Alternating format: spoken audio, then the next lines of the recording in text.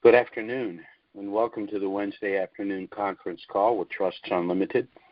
This is Jim George speaking. I'm the non-attorney spokesman and facilitator for Trusts Unlimited, and I'd like to thank all of you for taking the time to listen to this call. Last week I said that there would probably not be a call this week, but that I might reconsider.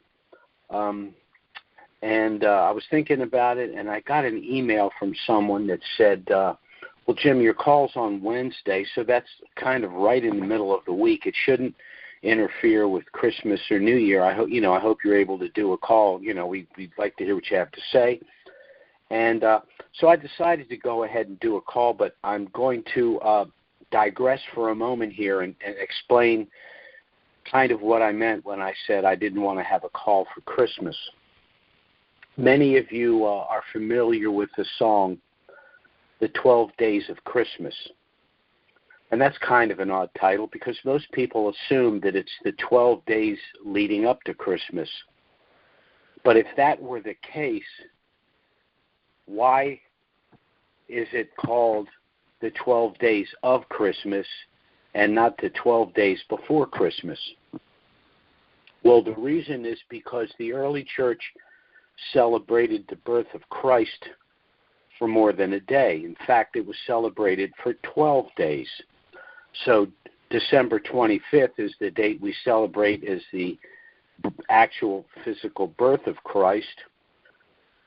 But January 6th is a very important date too. That's the date of Epiphany. That was the baptism of Christ and the manifestation of the Trinity at that time.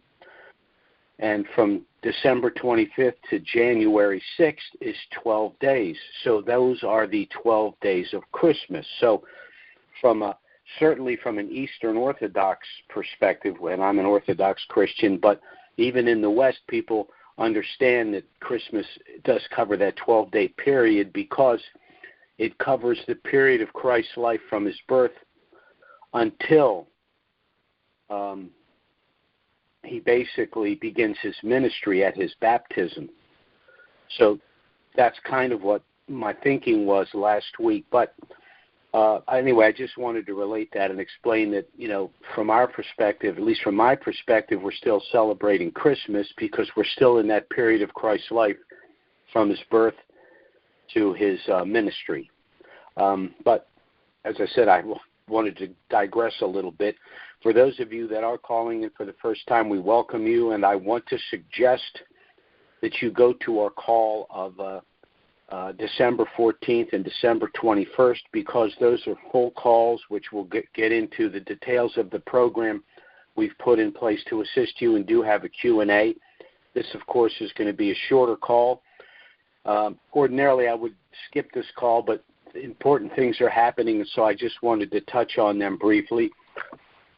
Many of the important boxes have finally been checked as we move to the reinstitution and revaluation of the Iraqi Dinar, which, in my opinion, I'm not saying that it will, but I'm saying given the facts on the ground, the dinar could reinstitute in country at any time.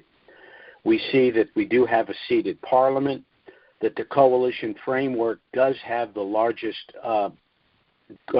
coalition group, and so they will, in essence, be in control of a lot. Now, we know that Maliki is involved in the coalition, but fortunately, and I've discussed this in the past, it may seem like a nuanced issue, but the majority of the Shia that are in the coalition are moderate Shia in the ilk of Kazemi.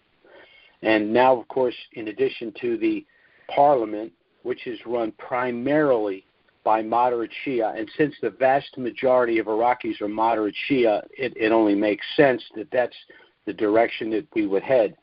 But we have a seated government. We have a prime minister, Sudani, who is very much like Kazemi.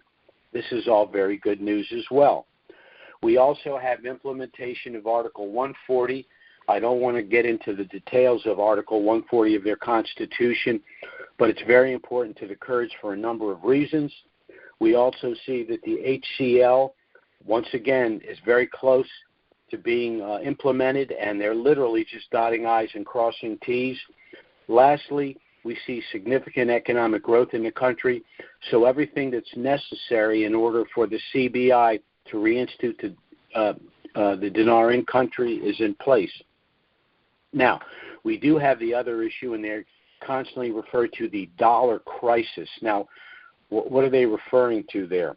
Remember in the past when the dinar devalued from 11.90 to 14.50, and many of our clients were disheartened, and they said, this thing's never going to happen. And I said, on the contrary, they are intentionally, as part of the CBI operations, devaluing the provisional 3-0 currency in order to collect it, in order to get it off the street. Now, while I'm mentioning that, there's two issues. One is collecting the provisional 3-0 in country.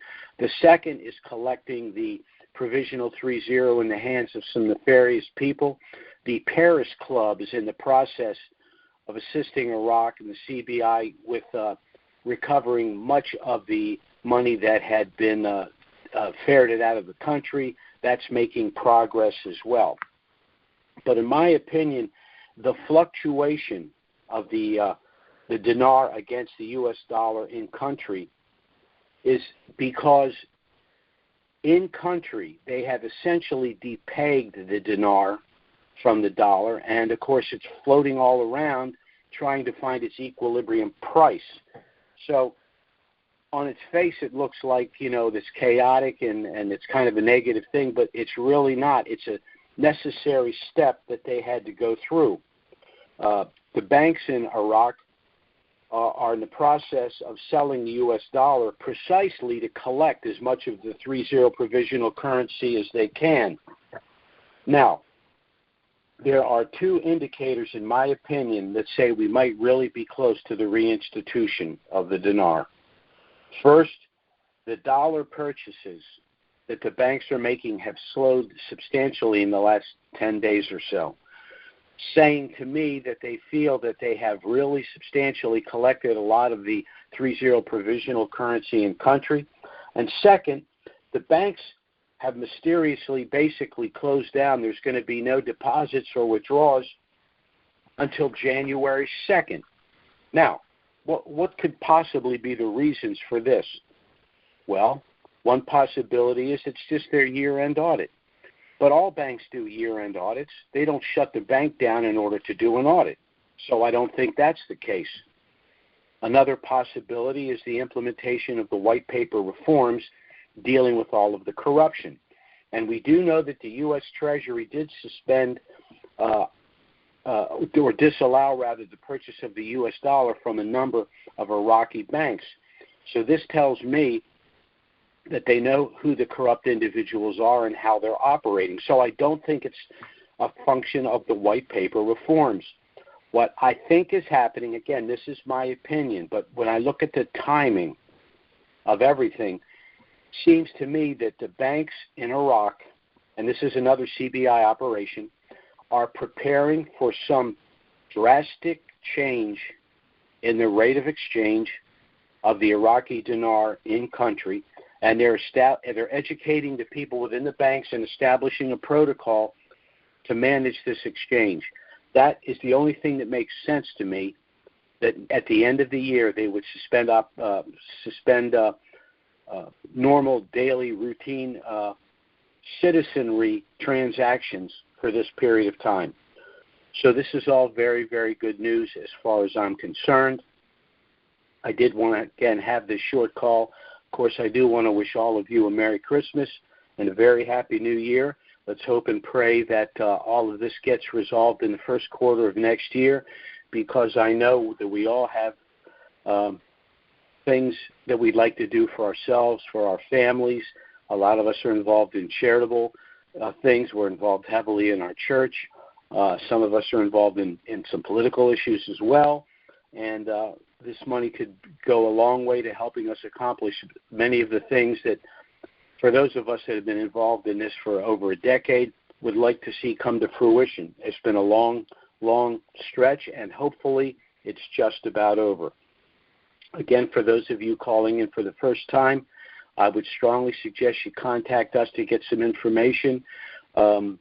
We have established a trust package to not only protect this newfound wealth for individuals, but also to protect you from the high surveillance, high tax state that's unfortunately being created in this country.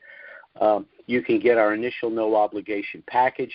It does contain everything you need if you wish to proceed, but you're under absolutely no obligation to do so. You can review the package. Contact us if you have any questions by phone or email. We'll be happy to assist you.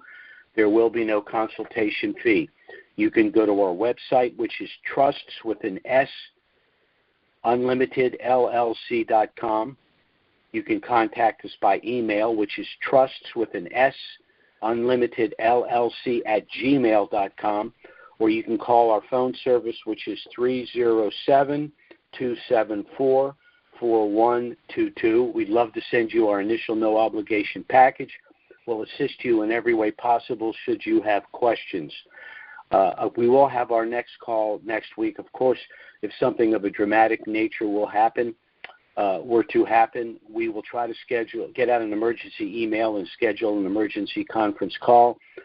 But failing that, we will be back next Wednesday, noon Eastern, 9 a.m. Pacific. Once again, very Merry Christmas to all of you and have a very Happy New Year.